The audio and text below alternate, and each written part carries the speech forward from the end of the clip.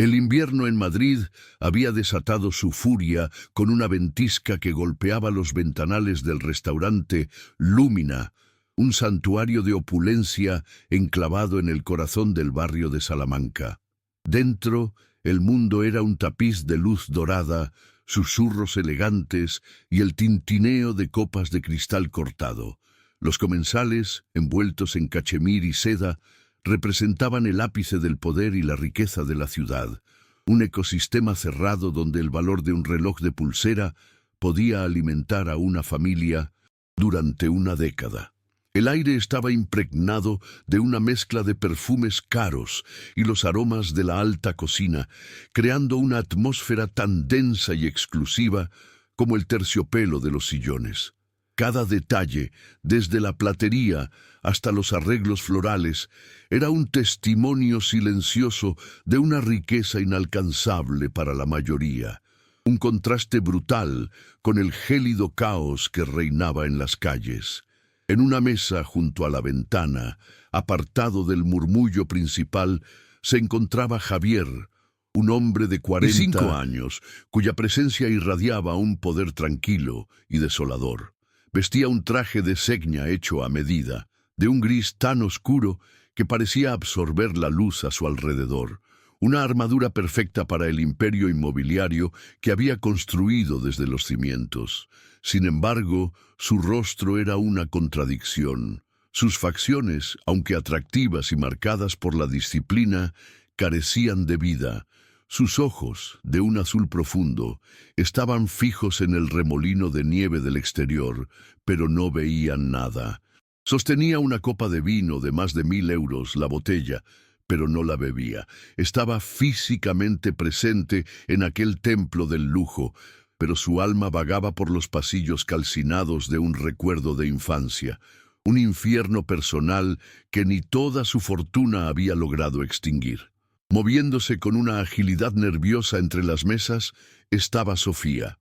A sus 25 años, parecía casi una aparición de otro mundo en aquel escenario. Su uniforme de camarera, negro y sencillo, estaba impecablemente limpio, pero visiblemente desgastado en los puños y el cuello, un mapa de innumerables horas de trabajo. Sus zapatos eran prácticos, diseñados para soportar el peso del cansancio, no para impresionar. Lo que la hacía destacar eran sus ojos, grandes y de un color miel, que parecían contener una reserva inagotable de bondad, y una sonrisa que, aunque tímida y fugaz, era genuina. A pesar de la evidente precariedad de su vida y el estrés de servir a una clientela tan exigente, se aferraba a una esperanza silenciosa, una luz interior que se negaba a apagarse. La tensión en el ambiente era palpable. Un grupo de inversores en una mesa cercana se impacientaba y uno de ellos chasqueó los dedos en dirección a Sofía, un gesto de arrogancia que la hizo estremecer. Apresurándose a cumplir la orden, giró demasiado rápido. Su zapato desgastado resbaló 1 milímetro en la alfombra persa y el equilibrio la abandonó. La bandeja de plata que llevaba, cargada con 4 copas de champán Ruinart, se inclinó en una cámara lenta de pesadilla. El sonido cristalino de las copas, al estrellarse contra el suelo de mármol, fue como un disparo en el silencio reverencial del restaurante. Un silencio sepulcral se apoderó de la sala mientras todas las miradas, cargadas de juicio y molestia, se clavaban en la figura de Sofía, arrodillada y temblorosa en medio de un charco de espuma dorada y cristales rotos. A diferencia del resto, que observaba con fría distancia, Javier se movió con una urgencia que no había sentido en años. Sin pensar en su traje de miles de euros, se levantó y se arrodilló a su lado, entre los escombros de cristal. «Ten cuidado, te puedes cortar», murmuró, su voz, normalmente firme y cortante en las salas de juntas, sonando extrañamente suave. Empezó a recoger los trozos más grandes. Al ver que ella intentaba ayudarle, con las manos temblando, instintivamente extendió la mano para detenerla, sujetando suavemente su antebrazo. Y entonces el tiempo se detuvo. Justo en la pálida piel del interior de su brazo vio una marca de nacimiento, una media luna perfecta, delicada y de un tono ligeramente más claro que su piel. La misma marca, exactamente la misma. El aire abandonó sus pulmones. El agarre en el brazo de Sofía se intensificó, un acto reflejo de pura incredulidad. Su mente, normalmente una fortaleza de números y estrategias, se convirtió en un torbellino de caos y emoción. El ruido del restaurante se desvaneció en un zumbido sordo, reemplazado por el eco de una risa infantil y el olor a humo. Levantó la vista de la marca hacia el rostro de Sofía, buscando desesperadamente algo en sus ojos asustados. «Esa marca», susurró, su voz rota, cargada con el peso de 30 años de culpa y un anhelo que creía muerto y enterrado. La pregunta no formulada flotaba entre ellos, un espectro de esperanza tan aterrador como maravilloso, iniciando un cataclismo que cambiaría sus vidas para siempre. Si te ha conmovido este comienzo, suscríbete al canal y déjanos un comentario contándonos desde qué rincón del mundo nos estás viendo. Javier ignoró por completo al gerente del restaurante, quien se deshacía en disculpas serviles. Su único foco era la joven que temblaba a su lado. Con una autoridad que silenció cualquier objeción, la guió lejos de las miradas curiosas de los comensales, apartándola del escenario de su humillación. La condujo a través de un pasillo de servicio hasta una pequeña oficina, un espacio funcional y sin adornos que olía a vino y a cera para pulir madera. El contraste con el opulento salón principal era abismal, un repentino descenso a la realidad funcional que sostenía la fantasía. Cerró la puerta y el murmullo del restaurante se extinguió, dejando un silencio denso y cargado de preguntas no formuladas. Sofía seguía con la mirada fija en el suelo, la vergüenza ardiendo en sus mejillas, mientras Javier luchaba por encontrar las palabras que llevaban 30 años atrapadas en su garganta. Finalmente, en la quietud de la pequeña habitación, Javier soltó suavemente el brazo de Sofía. Se pasó una mano por el cabello, un gesto de incertidumbre completamente ajeno a su habitual compostura de titán de los negocios. Sus ojos, normalmente fríos y calculadores, estaban llenos de una vulnerabilidad casi infantil. Se aclaró la garganta y cuando habló, su voz era apenas un susurro ronco, despojado de toda su autoridad. «La marca de nacimiento», comenzó, tragando saliva con dificultad. «Esa media luna en tu brazo. Por favor, dime, ¿desde cuándo la tienes?»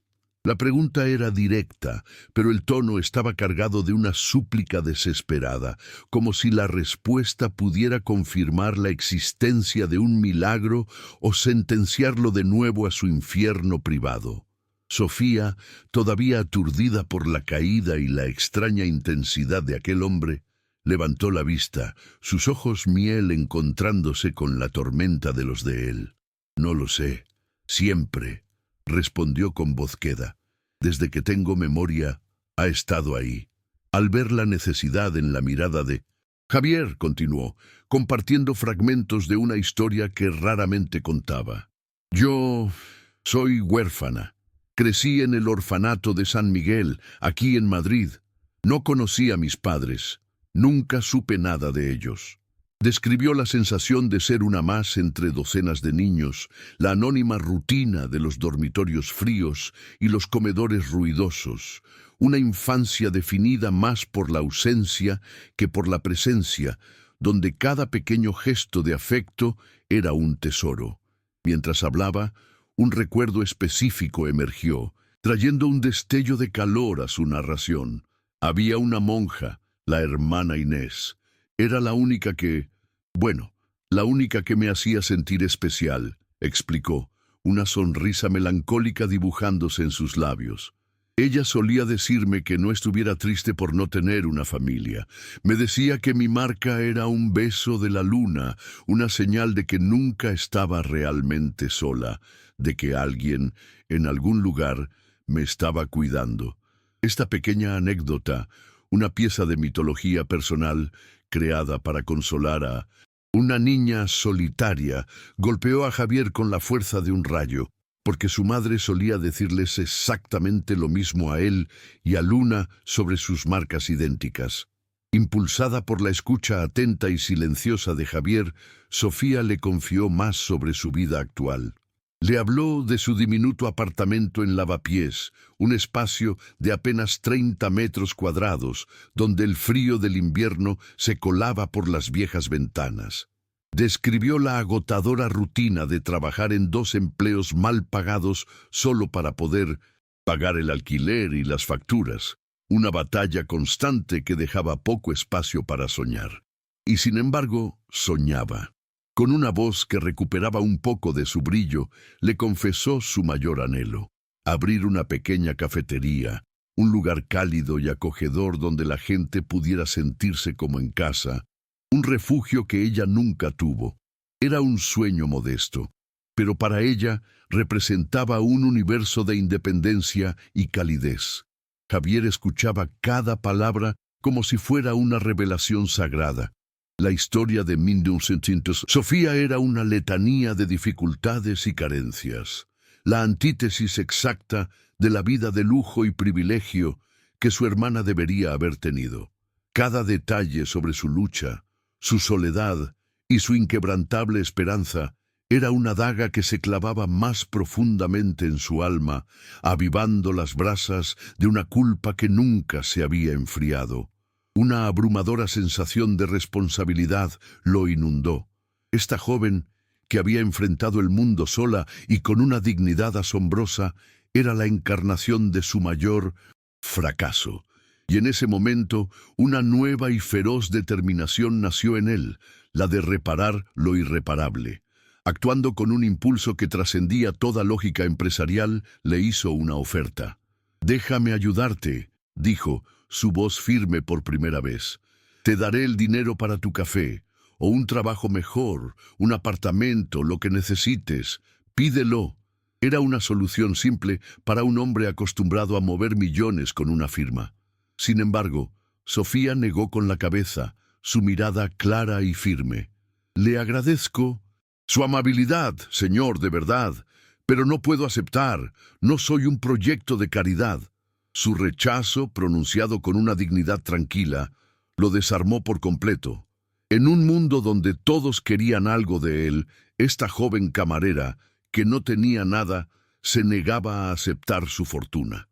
Esa noche, Javier abandonó el restaurante y se adentró en la tormenta de nieve, pero el verdadero huracán estaba en su interior.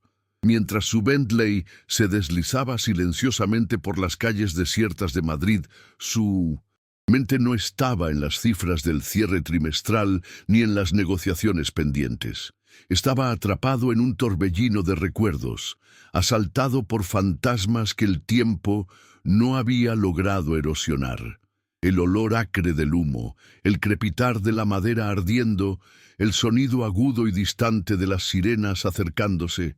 Su imperio, sus rascacielos de cristal y acero, se sentían frágiles y absurdos frente a la solidez de aquel recuerdo incandescente que había definido toda su existencia. La memoria lo transportó a 30 años atrás, a la vieja casa de campo familiar en las afueras de Segovia, un lugar que había borrado de sus mapas personales. Tenía 7 años. Él y Luna, su reflejo, su otra mitad, jugaban al escondite mientras sus padres cenaban con amigos. Recordó la risa de Luna, un sonido como de campanillas, mientras se escondía detrás de una pesada cortina de terciopelo. Él la buscaba, conteniendo la respiración, en un juego eterno de buscar y encontrar que estaba a punto de terminar para siempre. Recordó el primer olor, un aroma extraño, como a plástico quemado, que interrumpió su juego infantil con una premonición de horror. El juego se convirtió en una pesadilla con una velocidad aterradora. El humo, primero una tímida voluta gris, se transformó en una bestia negra y sofocante que devoraba el aire. Recordaba el pánico, el calor infernal, el caos de los gritos de los adultos. Encontró a Luna tosiendo en el pasillo y la agarró de la mano. Corrieron a ciegas, el mundo entero, reducido a un túnel de fuego y oscuridad. Y entonces, en medio del estruendo de una viga que se derrumbaba, la mano de ella, pequeña y sudorosa, resbaló de la suya. Se giró, pero ella ya no estaba allí. Su último recuerdo de Luna era su nombre gritado en la oscuridad, una sílaba ahogada por el rugido del fuego. Los bomberos lo encontraron inconsciente en el jardín, con la cara cubierta de hollín y el alma rota. A ella no la encontraron, o eso dijeron. La tragedia fracturó a su familia de una manera irreparable. Sus padres, consumidos por un dolor insondable, nunca volvieron a mirarlo de la misma manera. En sus ojos siempre vio una pregunta silenciosa y devastadora. ¿Por qué tú y no ella? Para sobrevivir a esa culpa, para escapar de sus miradas, se dedicó a construir un imperio. Cada edificio que levantaba, cada millón que ganaba, era un ladrillo más en la muralla que construía alrededor de su corazón. Un monumento de éxito erigido sobre los cimientos de su fracaso. Ahora, al llegar a su mansión en La Moraleja, la frialdad de su hogar le pareció más opresiva que nunca.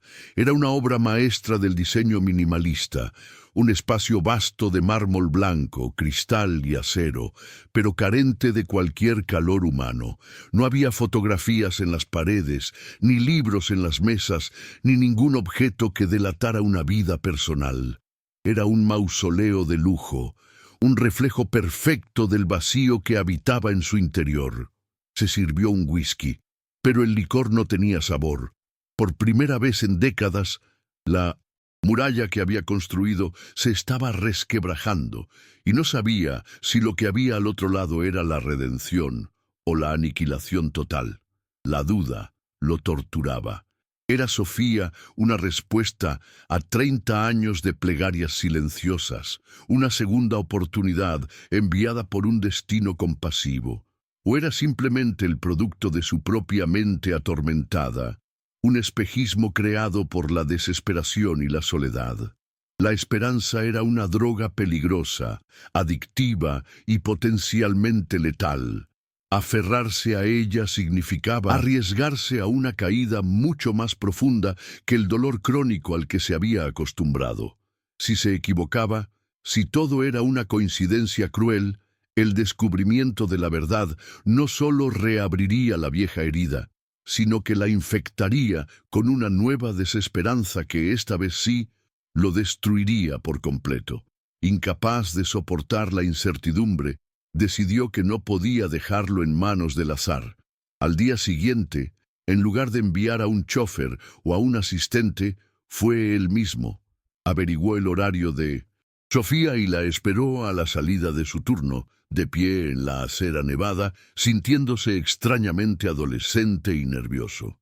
En lugar de un gesto grandilocuente, se acercó a ella con 2 vasos de cartón humeantes. «Chocolate caliente», dijo simplemente. «El mejor de Madrid, o eso dicen». La sencillez del acto, el calor del vaso en las manos frías de Sofía, la desarmó mucho más que cualquier oferta de dinero, abriendo una pequeña fisura en su desconfianza. Comenzaron a caminar sin rumbo por las calles, iluminadas para la Navidad, el vapor de su aliento mezclándose en el aire helado. La conversación fluía con una facilidad inesperada. Javier, el hombre que negociaba contratos multimillonarios sin pestañear, se encontró preguntándole sobre cosas sencillas. Su sabor de helado favorito, el último libro que había leído, los detalles de su soñada cafetería. Y escuchaba, realmente escuchaba, absorbiendo cada palabra, cada gesto, cada matiz de su voz. Se dio cuenta de que llevaba años rodeado de gente, pero no había tenido una conversación real con nadie en más de una década. Sofía, por su parte, se sentía extrañamente cómoda con aquel hombre enigmático. Una semana más tarde, la invitó a pasear por el Parque del Retiro con la excusa de discutir un posible plan de negocio para su proyecto. El sol de invierno se filtraba a través de las ramas desnudas de los árboles, creando patrones de luz y sombra en el suelo.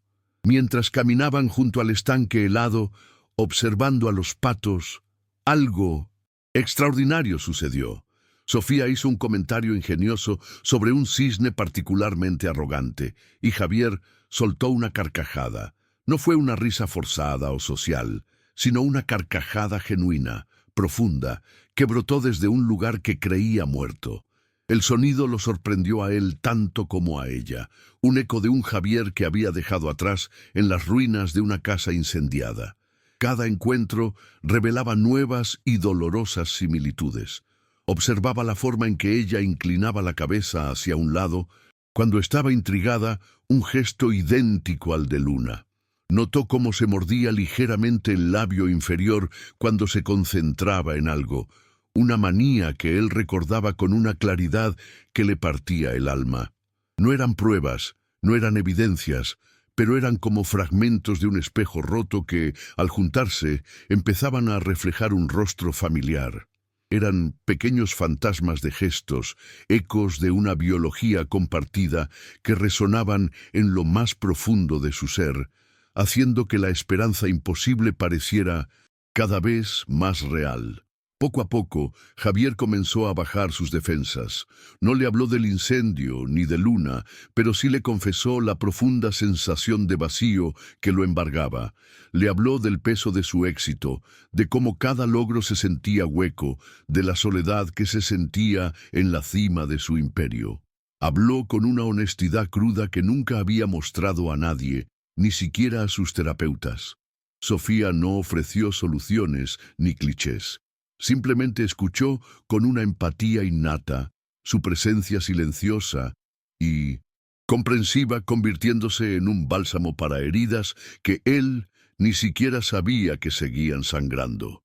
Ella veía al hombre detrás del magnate, al alma solitaria detrás de la fortaleza de dinero. Empezó a cuidarla a distancia, de forma anónima. Una mañana, Sofía encontró un paquete en la puerta de su apartamento. Dentro había un par de botas de invierno de la mejor calidad, cálidas e impermeables, junto con una nota impresa que decía, para que los inviernos sean menos fríos. Otra vez le llegó un ejemplar de primera edición de un libro sobre variedades de café que ella había mencionado de pasada. No había remitente, pero ella sabía que era él. Estos gestos la conmovían y la asustaban a partes iguales. Eran actos de una generosidad abrumadora, pero también se sentían como una invasión sutil en su pequeña y controlada vida. La confusión crecía en el corazón de Sofía. Este hombre rico y poderoso, que parecía salido de otro universo, le mostraba una amabilidad y una atención que nadie le había dedicado jamás. Una parte de ella, la niña huérfana que anhelaba conexión, se sentía irresistiblemente atraída por su melancolía y su gentileza.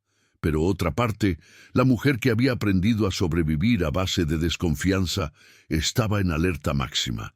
¿Qué quería realmente Javier? ¿Por qué esta obsesión con ella? La vida le había enseñado que los cuentos de hadas no existían y que los regalos de los reyes a menudo venían con condiciones escritas en una letra que no se podía leer. La prometida de Javier, Isabela, era la encarnación de su mundo. Se encontraron en una gala benéfica en el Teatro Real, un evento donde las joyas valían más que las causas que apoyaban. Isabela era una mujer de una belleza escultural y gélida, cuya principal habilidad era moverse por ese círculo social con la precisión de un depredador. Su afecto por Javier estaba directamente correlacionado con el valor de sus acciones en bolsa. Estaba comprometida con la marca, no con el hombre, y veía su unión como el acuerdo corporativo definitivo. Para ella, el amor era una transacción, y la emoción una debilidad. El destino, con su ironía a menudo cruel, Había querido que Sofía estuviera trabajando en ese mismo evento como parte del equipo de catering contratado para la ocasión. Mientras servía canapés, sus ojos se encontraron con los de Javier al otro lado del salón. Él le dedicó una sonrisa discreta pero cargada de calidez, un gesto íntimo que no pasó desapercibido para Isabela. Observó con una euforia helada como Javier se acercaba a la camarera y le hablaba en voz baja. Movida por unos celos venenosos y un clasismo arraigado, Isabela se acercó y con una torpeza perfectamente calculada, tropezó, derramando el contenido de su copa de vino tinto sobre el impecable uniforme blanco de Sofía. «Ten más cuidado, querida», siseó. «Esta ropa vale más que tu sueldo de un año». La reacción de Javier fue instantánea y aterradora en su frialdad. Sin siquiera mirar a Isabela, tomó una servilleta de 1900 lino y comenzó a limpiar torpemente el uniforme de Sofía, preguntándole si estaba bien. Luego se giró hacia su prometida, y sus ojos azules eran dos esquirlas de hielo. «Pide disculpas», dijo en voz baja, pero con una intensidad que cortó el aire. Isabela, sorprendida por ser desafiada, se negó con un bufido arrogante. «Se acabó, Isabela», dijo Javier, con una finalidad que no admitía réplica. Dio la espalda a su prometida y se alejó con Sofía, dejando a Isabela humillada y furiosa en medio del evento más importante de la temporada social. Este enfrentamiento fue el catalizador que impulsó a Javier a buscar la verdad a cualquier precio. La esperanza y los gestos ya no eran suficientes, necesitaba certezas. Al día siguiente, contactó a Ramón Morales, un excomisario de policía convertido en el investigador privado más reputado y discreto de España. Era un hombre conocido por su meticulosidad y su capacidad para desenterrar secretos que se creían sepultados para siempre. Si alguien podía encontrar un fantasma de 30 años, era él. Javier sabía que este era un camino sin retorno. La verdad, fuera cual fuera, estaba al final. La reunión tuvo lugar en una sobria oficina de abogados, con vistas a la Castellana. El aire olía a cuero viejo y a secretos bien guardados. Javier, sintiéndose ridículo y desesperado, le contó a Morales la historia completa. El incendio, la hermana perdida, la marca de nacimiento, la camarera. Lo relató todo con una precisión clínica, intentando despojarlo de la emoción que amenazaba con ahogarlo. Le entregó una fotografía de infancia de Luna y le dio a Morales un cheque en blanco.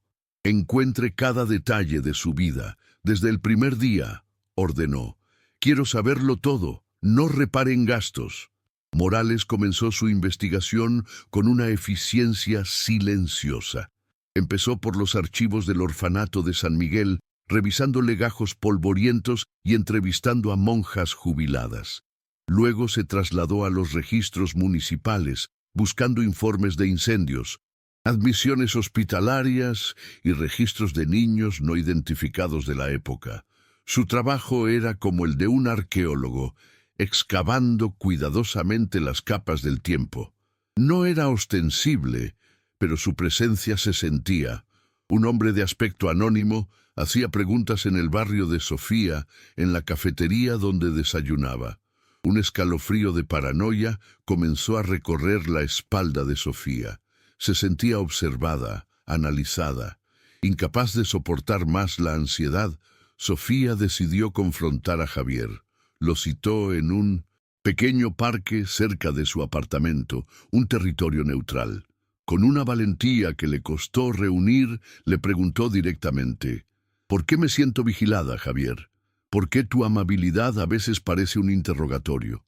La confianza que habían empezado a construir con paseos y chocolates calientes se resquebrajó en ese instante. Javier, atrapado entre la necesidad de protegerla y la imposibilidad de revelarle una verdad tan monumental sin pruebas, se quedó sin palabras.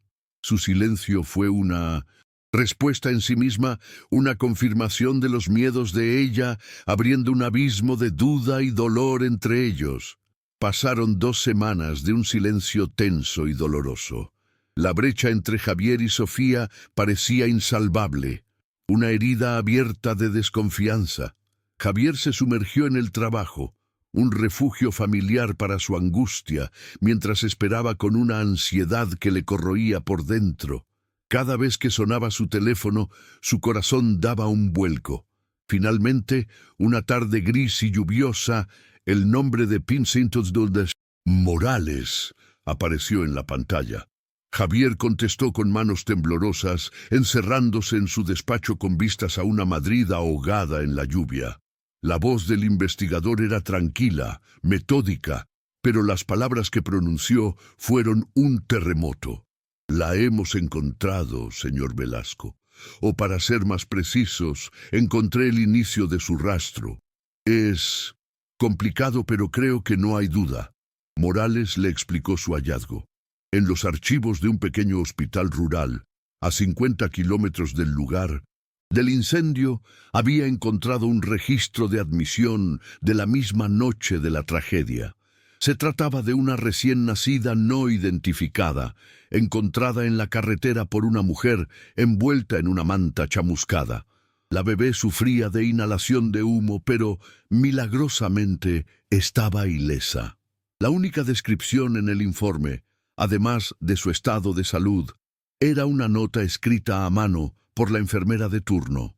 Presenta una curiosa marca de nacimiento en el antebrazo izquierdo, con forma de luna creciente.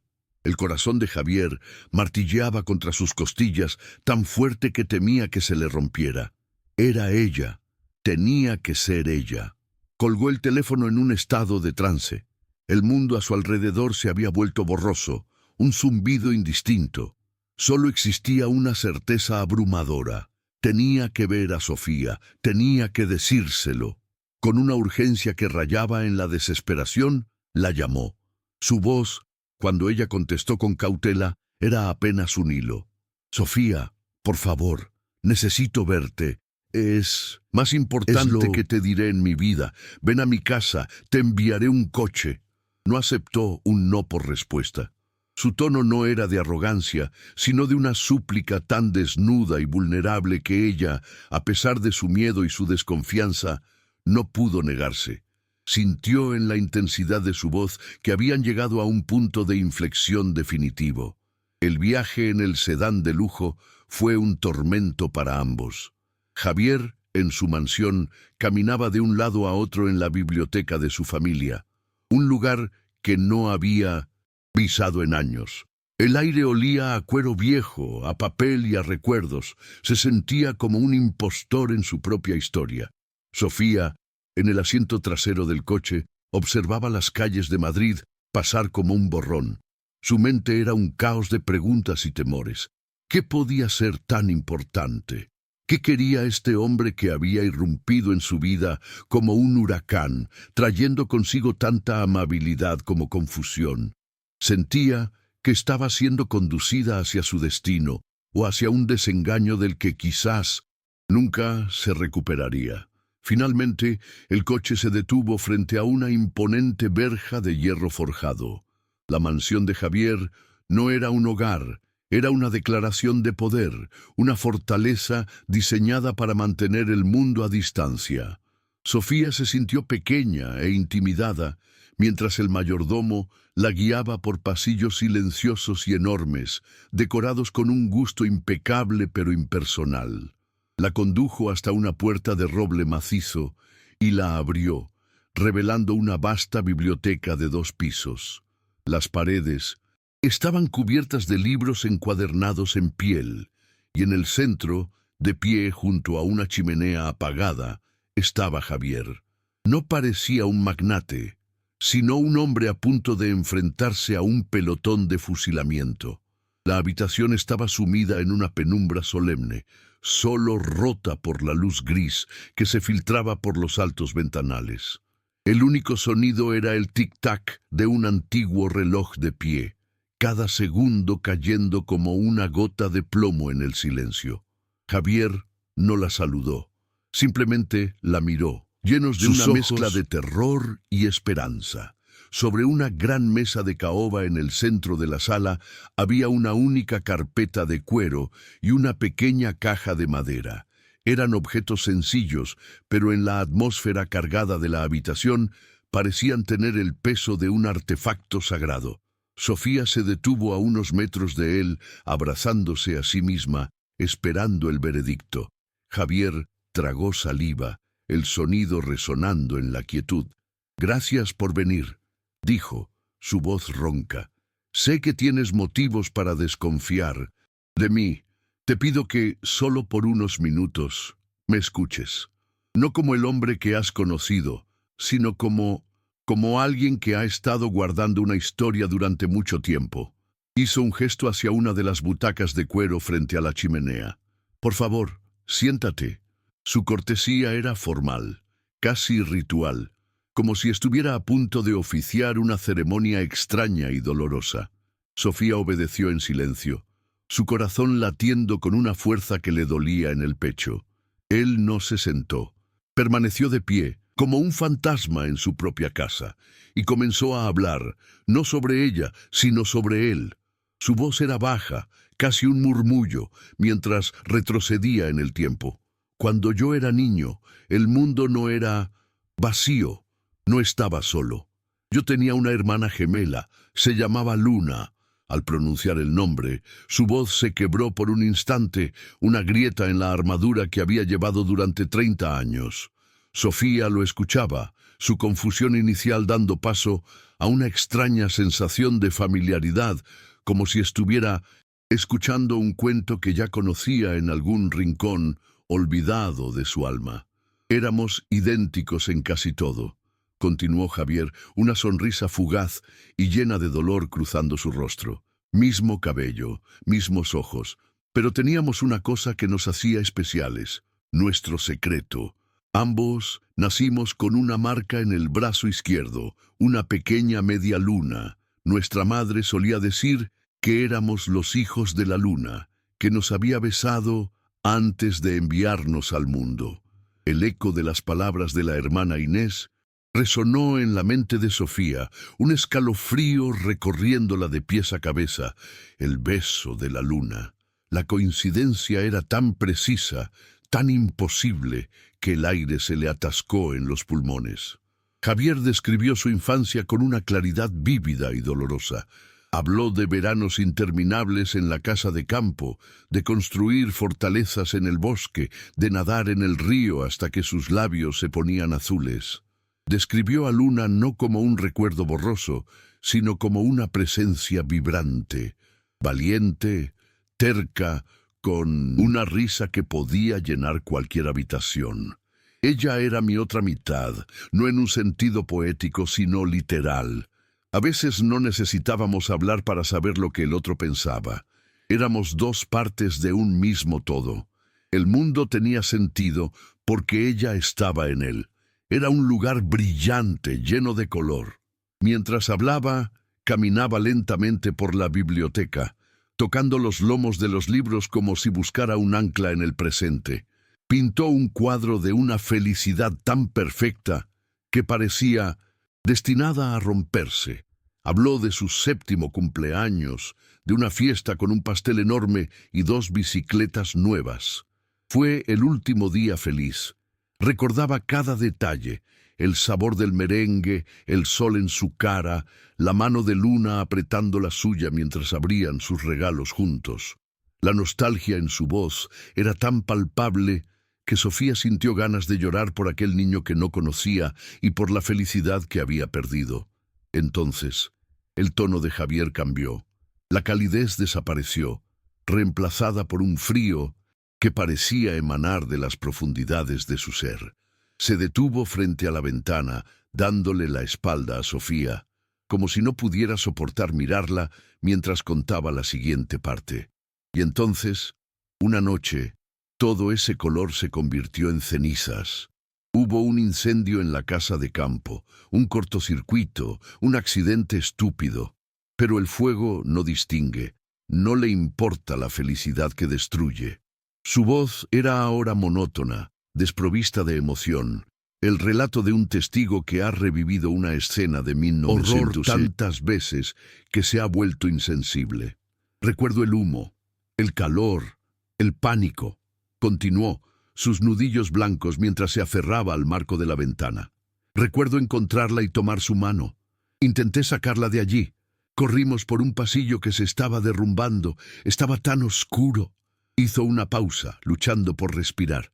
Ella se asustó, tropezó, y su mano se resbaló de la mía. Me giré para buscarla, pero todo era fuego y humo. La llamé, grité su nombre, pero ella no y otra vez. El silencio que siguió fue más pesado y más elocuente que cualquier palabra, lleno de 30 años de un grito ahogado. Finalmente, se giró para enfrentar a Sofía. Sus ojos estaban arrasados por el dolor, y por primera vez, ella vio al niño de 7 años atrapado dentro del hombre de 45. Los bomberos me sacaron a mí. A ella nunca la encontraron. Declararon que había muerto en el incendio, que su cuerpo había sido consumido por el fuego. Pero yo sobreviví. Pronunció esa última frase con un autodesprecio tan profundo que a Sofía se le encogió el corazón. Y esa ha sido mi condena, Sofía. Vivir cada día sabiendo que yo la solté, que yo estoy aquí y ella no. La confesión quedó flotando en el aire. Sofía estaba paralizada. Las lágrimas corrían por sus mejillas sin que se diera cuenta. Lloraba por él, por el inmenso y solitario dolor que había cargado toda su vida. No entendía por qué le contaba todo esto a ella, pero la magnitud de su sufrimiento eclipsaba cualquier otra pregunta. Antes de que pudiera decir nada, Javier se acercó a la mesa y cogió la carpeta de cuero. Su movimiento fue lento, deliberado. Durante 30 años creí esa historia. La acepté como mi verdad, hasta que te vi en el restaurante. Abrió la carpeta sobre la mesa. No había informes financieros ni contratos, solo unos pocos documentos amarillentos y protegidos por fundas de plástico. Contraté a un investigador privado, admitió, su voz recuperando un atisbo de su firmeza habitual. Necesitaba saber si me estaba volviendo loco. Señaló el primer documento. Este es un informe de un pequeño hospital de un pueblo cercano a la casa de campo. Es de la noche del incendio. Habla de una bebé encontrada en la carretera por una campesina. La niña tenía inhalación de humo, pero estaba viva. La mujer que la encontró dijo que huyó del lugar del incendio, asustada, llevándose a la niña con ella. Sofía se levantó y se acercó a la mesa como si sus pies no le pertenecieran. Miró el documento. Las palabras eran antiguas, la tinta desvaída, pero la descripción era clara. Su mirada se detuvo en la frase que Javier le señaló con un dedo tembloroso.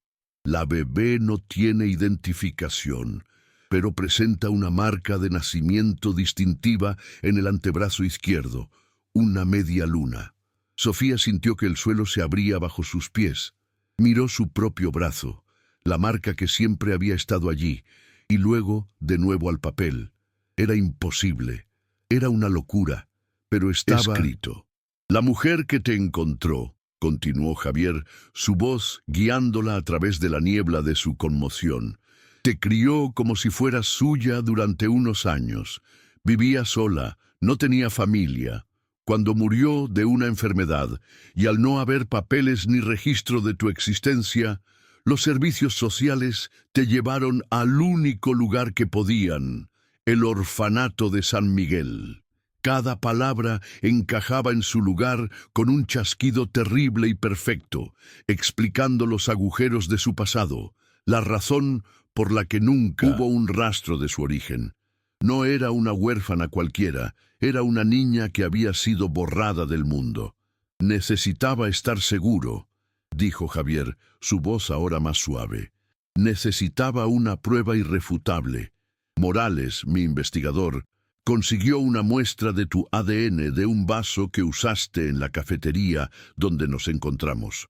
Y yo di una muestra mía. Sacó otro documento de la carpeta, un informe de laboratorio moderno y aséptico que chocaba con el papel antiguo del hospital. Lo deslizó sobre la mesa hacia ella. Es una prueba de parentesco. Compara nuestros marcadores genéticos. El resultado está al final. Sofía bajó la vista hacia la página. Sus ojos escanearon el lenguaje técnico que no comprendía, buscando algo, cualquier cosa que tuviera sentido. Y entonces lo vio. Una tabla y al final una conclusión redactada en términos inequívocos. Probabilidad de relación de hermanos completos, 99,99%. La cifra flotaba ante sus ojos. No era una posibilidad, ni una teoría. Era una certeza científica, un hecho que destrozaba la realidad que había conocido durante 25 años y la reemplazaba por otra tan increíble que apenas podía comprenderla. El aire se volvió espeso, difícil de respirar. La habitación comenzó a dar vueltas.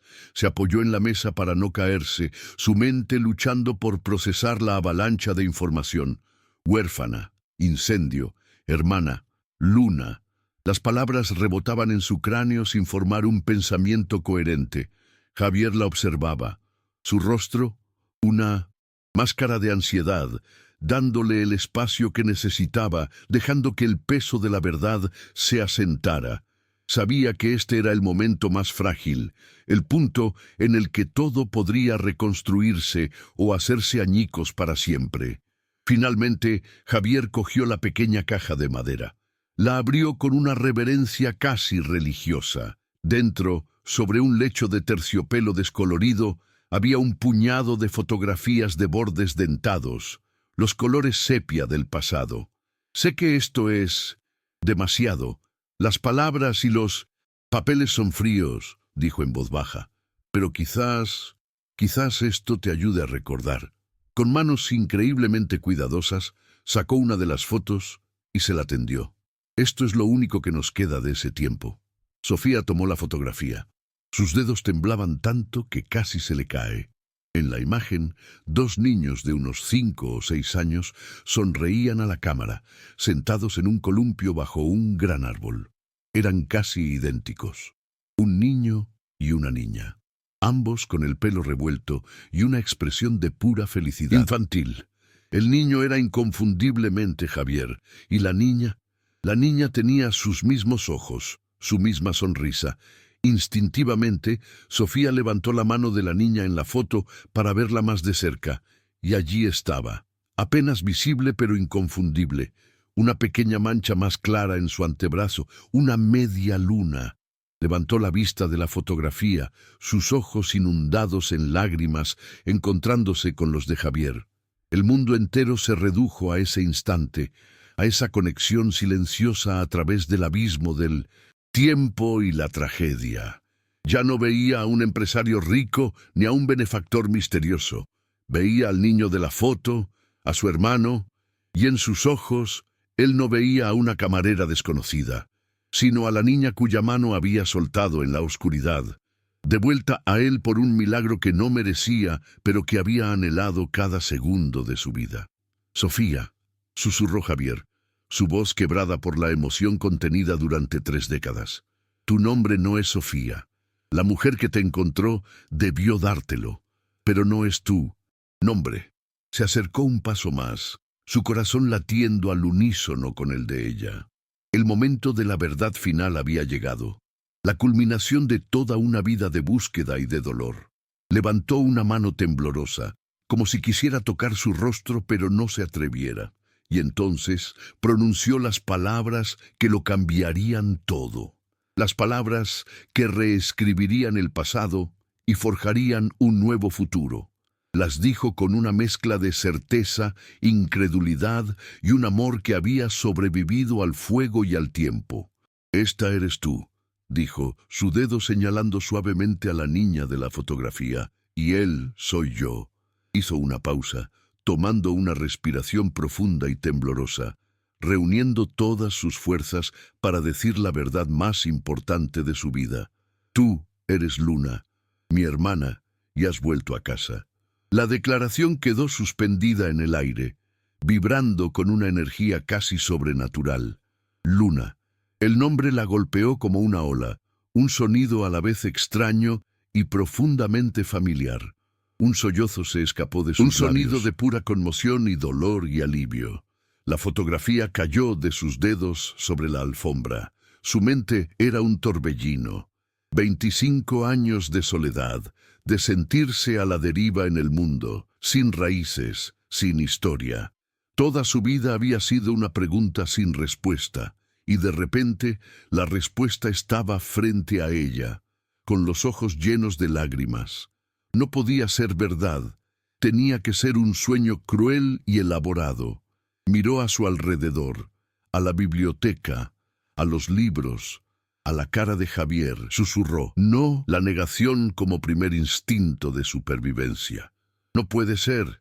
Mi vida, todo lo que he sabido, ha sido una mentira, completó Javier suavemente. Pero una mentira construida para protegerte. Una mentira que te mantuvo a salvo hasta que pude encontrarte. Se tambaleó hacia atrás, chocando contra una estantería. Los libros se estremecieron. Entonces, ¿quién soy yo? Si no soy Sofía, ¿quién he sido todos estos años? La pregunta estaba cargada de una crisis existencial tan profunda que a Javier se le rompió el corazón de nuevo. «Has sido una superviviente», respondió él, su voz llena de una admiración infinita. «Has sido fuerte y valiente y buena, todo por ti misma». «No entiendo nada», dijo ella, llevándose las manos a la cabeza, como si pudiera contener la explosión de su realidad. Javier cerró la distancia entre ellos, muy despacio, como quien se acerca a un animal herido. «No tienes que entenderlo todo ahora, Luna». El uso de su verdadero nombre fue como una llave. Abría una puerta cerrada en lo más profundo de su ser. Se detuvo frente a ella. «Solo quiero que sepas una cosa», dijo, su voz apenas un murmullo. «Lo siento». «¿Sentirlo?», preguntó ella confundida. «¿Por qué?». «Por soltar tu mano», respondió él, y una lágrima solitaria finalmente rodó por su mejilla. «Por no haberte encontrado antes, por cada día que has pasado sola». La sinceridad en su voz, la pureza de su dolor, derribó las últimas defensas de ella. La negación se disolvió, reemplazada por una oleada de emociones demasiado vasta para contenerla. Vio la verdad en sus ojos, vio la historia compartida en las líneas de su rostro, vio el eco de su propia soledad en la de él. Y entonces el recuerdo de una risa infantil, el calor de una mano pequeña en la suya, una sensación de seguridad absoluta, brilló en su mente por un instante fugaz. Fue un fragmento, un eco, pero fue real. Levantó la mano y, con un dedo tembloroso, rozó la mejilla de Javier, secando su lágrima. Fue un gesto instintivo, un acto de consuelo que trascendía el tiempo. Y en ese contacto la presa se rompió. Un gemido gutural surgió de su pecho, el sonido de 25 años de dolor y soledad liberándose de golpe, y se lanzó a sus brazos. No fue un abrazo tierno, fue una colisión. Fue el choque de dos almas náufragas que finalmente encontraban tierra firme la una en la otra. Él la rodeó con sus brazos, aferrándose a ella como si temiera que pudiera desaparecer de nuevo entre el humo y las llamas. Lloraron. Lloraron por la infancia robada, por los padres que perdieron, por los años de separación, por la culpa y la soledad. Eran lágrimas de duelo, pero también de una alegría tan intensa y abrumadora que resultaba dolorosa. En el silencio de aquella antigua biblioteca, rodeados por las historias de otros, dos hermanos perdidos finalmente comenzaron a escribir la suya propia. La pieza que faltaba en el alma de cada uno había sido encontrada. Ya no estaban rotos, estaban completos. El fuego los había separado, pero el amor testarudo e inquebrantable los había vuelto a unir. ¿Te está gustando esta historia? Deja un like y suscríbete al canal. Ahora continuamos con el vídeo. Los días que siguieron a la revelación fueron un delicado ballet de redescubrimiento. Javier y Sofía, quien poco a poco comenzaba a aceptar el sonido de su antiguo nombre, Luna, aprendieron a navegar por la extraña y maravillosa nueva geografía de su relación.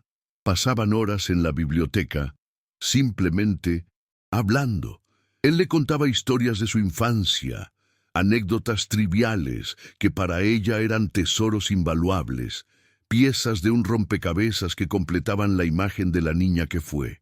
Ella le hablaba de su vida, de sus sueños y miedos, permitiéndole a él conocer a la mujer resiliente en la que se había convertido.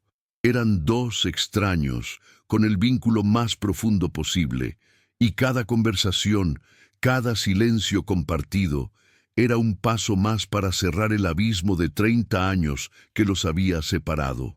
En medio de este frágil renacimiento, Javier supo que debía cortar el último lazo con su vida anterior, una existencia construida sobre cimientos de evasión y soledad.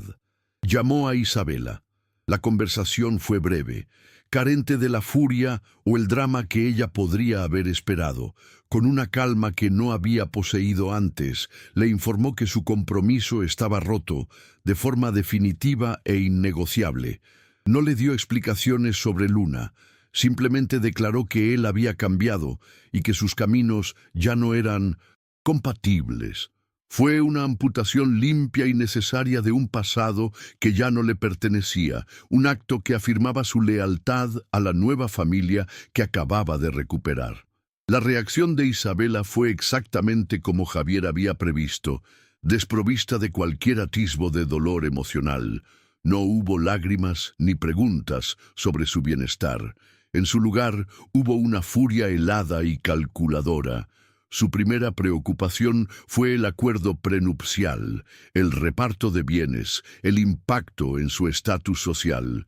Su diatriba de acusaciones se centró en la pérdida de acceso a su fortuna y a su influencia. En su respuesta, confirmó sin saberlo la vacuidad de la vida que Javier estaba dejando atrás. Ella no lloraba al hombre, sino al imperio. Colgar el teléfono fue como cerrar la puerta a una tumba dorada, y por primera vez, Javier sintió una profunda lástima por ella. Los primeros días juntos en la mansión fueron una extraña mezcla de alegría y torpeza. Desayunar en una mesa de comedor para 20 personas se sentía absurdo. Javier, acostumbrado a décadas de silencio, a veces se olvidaba de que ya no estaba solo, mientras Luna se sentía como una intrusa en aquel palacio de mármol. Pero poco a poco encontraron su ritmo, descubrieron un sentido del humor compartido, una forma similar de ver el mundo.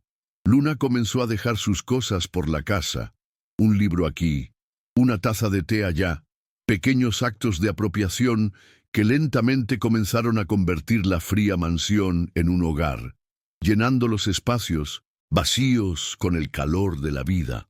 Una mañana soleada de principios de primavera, Javier la llevó al cementerio. Era un lugar tranquilo y hermoso, lleno de árboles centenarios y estatuas de ángeles cubiertas de musgo. Se detuvieron frente a una lápida de granito gris, sencilla y elegante, con dos nombres grabados en ella, Carlos y Elena Velasco. Javier se quedó en silencio durante un largo rato antes de poder hablar. «Mamá y papá», dijo en voz baja, «nunca superaron lo que pasó. El dolor consumió lentamente. Quiero pensar que, donde sea que estén, ahora saben que estás a salvo, que te he encontrado». Para Luna, mirar esos nombres grabados en la piedra fue una experiencia surrealista. Eran sus padres. Dos personas que habían existido solo como un vacío en su historia. Se arrodilló y pasó los dedos por las letras frías de sus nombres, intentando sentir alguna conexión. No sintió el dolor de la pérdida, sino una melancolía profunda por la familia que nunca tuvo, por los abrazos y las historias que le fueron robados. Al lado de Javier, mirando la tumba, no se sintió como una huérfana, sino como una hija que finalmente había encontrado el camino a casa, aunque fuera a un hogar de silencio y memoria. Esa noche, Javier sacó varias cajas de madera llenas de viejos álbumes de fotos. Se sentaron juntos en el suelo de la biblioteca, rodeados de imágenes del pasado. Por cada fotografía, Javier tenía una historia. Aquí es cuando intentaste cortarme el pelo y me dejaste un trasquilón horrible, decía riendo. Y aquí, en la playa, tenías tanto miedo de las olas que no te separabas de papá. Con cada imagen, con cada recuerdo compartido, él le devolvía fragmentos de su infancia perdida. Lloraron por las ausencias, pero también rieron, y en esa risa compartida, los fantasmas del pasado comenzaron a transformarse en dulces recuerdos, reconstruyendo su historia compartida. Después de varias semanas de aclimatación, Luna sintió una creciente necesidad de encontrar su propio lugar en este nuevo mundo. Aunque la gratitud hacia Javier era inmensa, no podía vivir como una invitada en su vida, por muy lujosa que fuera. Una tarde, mientras tomaban un café, se lo dijo con una determinación tranquila. «Javier, necesito hacer algo mío. Sigo queriendo mi cafetería».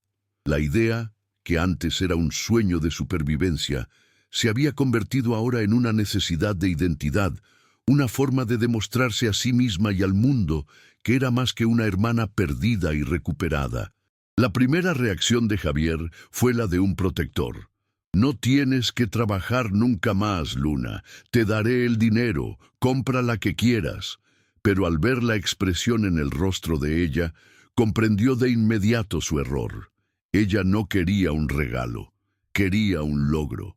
Con una nueva sabiduría, cambió de táctica. «Tienes razón», dijo, «pero no lo harás sola. Permíteme ser tu socio. Tú pones la visión, el alma. Yo pondré la experiencia en negocios que he acumulado estos años. Construyámoslo juntos». La oferta era perfecta. No era caridad, era una asociación, el primer proyecto de su nueva vida en común. La búsqueda del local se convirtió en una aventura. Javier, acostumbrado a negociar por rascacielos enteros, se encontró explorando pequeños y encantadores locales en los barrios más bohemios de Madrid. Descartaron lugares modernos y fríos en distritos financieros y se enamoraron de un pequeño espacio con grandes ventanales y ladrillo visto en una callecita adoquinada del barrio de las Letras. Era un lugar con historia, con alma, un lienzo en blanco perfecto para el sueño de Luna. Las negociaciones, que para Javier fueron un juego de niños, para Luna fueron una lección magistral sobre cómo transformar un sueño en un plan de negocio viable. El proceso de diseño fue donde la visión de Luna realmente brilló. Rechazó a los afamados diseñadores de interiores que Javier propuso, insistiendo en que el lugar debía sentirse personal, no prefabricado. Pasaron fines de semana enteros visitando mercados de antigüedades, eligiendo mesas de madera recuperada, sillas desparejadas y viejas estanterías que llenaron de libros de segunda mano. Ella misma eligió la paleta de colores, tonos cálidos de ocre, verde oliva y crema. Quería crear un espacio que se sintiera como un abrazo, un refugio del ajetreo de la ciudad, un lugar donde la gente quisiera quedarse a leer durante horas. Cuando llegó el momento de elegir un nombre, no hubo discusión. Ambos supieron al instante cuál debía ser. Lo pintaron ellos mismos en un letrero de madera que colgaron sobre la puerta. Café Luna. Era un nombre simple, pero contenía un universo de significado. Era un homenaje a su pasado, una celebración de su reencuentro, y un símbolo de la luz que ella había traído de vuelta a la vida de Javier. Era la promesa de que, incluso después de la noche más oscura, la luna siempre vuelve a brillar, un faro de esperanza y nuevos comienzos. La colaboración los unió de una manera que las simples conversaciones nunca podrían haber logrado. Discutieron sobre el tipo de grano de café, rieron mientras intentaban montar un mueble de IKEA y se mancharon de pintura como dos niños. En esos momentos de esfuerzo compartido, de pequeñas victorias y frustraciones, forjaron una nueva dinámica. Ya no eran solo el hermano protector y la hermana vulnerable, eran socios, compañeros de equipo. Estaban construyendo más que una cafetería, estaban construyendo activamente su futuro, ladrillo a ladrillo, taza de café a taza de café. La víspera de la inauguración, cuando los últimos obreros se fueron y el olor a pintura fresca y a café recién molido llenaba el aire, se quedaron solos en el local. La luz del atardecer se derramaba a través de los grandes ventanales, haciendo brillar las partículas de polvo en el aire como pequeñas estrellas. Se miraron el uno al otro en medio del silencioso y perfecto espacio que habían creado. No hicieron falta palabras. En sus miradas estaba todo el viaje que habían recorrido. Desde los cristales rotos en el suelo de un restaurante de lujo hasta ese momento de paz y creación. Habían llegado. El día de la apertura, el Café Luna fue un éxito rotundo. Desde primera hora, un flujo constante de vecinos, turistas y amigos llenó el local, atraídos por la calidez que emanaba hacia la calle. El aire vibraba con el sonido de las conversaciones animadas, el tintineo de las tazas y el suave murmullo de la máquina de café. El aroma a granos tostados, a chocolate y a pasteles, recién horneados, creaba una atmósfera irresistiblemente acogedora. El sueño de Luna no solo se había hecho realidad, sino que había cobrado vida de una forma más vibrante y hermosa de lo que jamás había imaginado. Luna se movía por el café con una gracia y una confianza que la transformaban. Ya no quedaba rastro de la camarera nerviosa y cohibida.